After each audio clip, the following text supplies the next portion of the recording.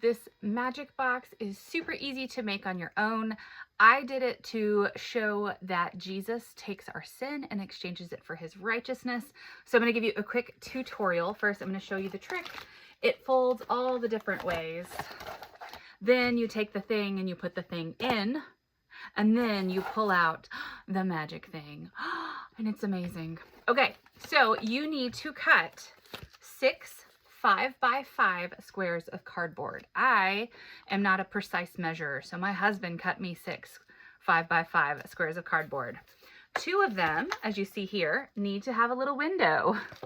So you're going to leave about an inch cutting out the middle. Then you are going to assemble your box. So you go open, close to make your square.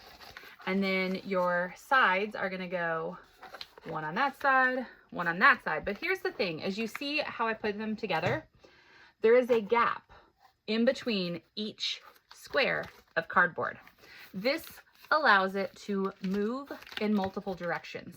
So don't put the squares right up next to each other. You're going to tape them on both sides, leaving a little bit of a gap. So you've got your square with your open hole, closed, open, close. Then you're going to put one side flap back here and then one up at the front. And then here's where the trick part comes in. On this one, you're going to make a little pocket. Your little pocket is what gets filled.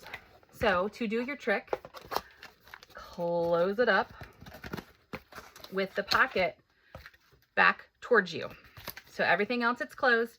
You have your thing already in your pocket.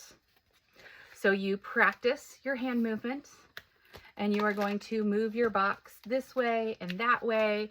The kids see there's nothing in the box because they never saw this back side.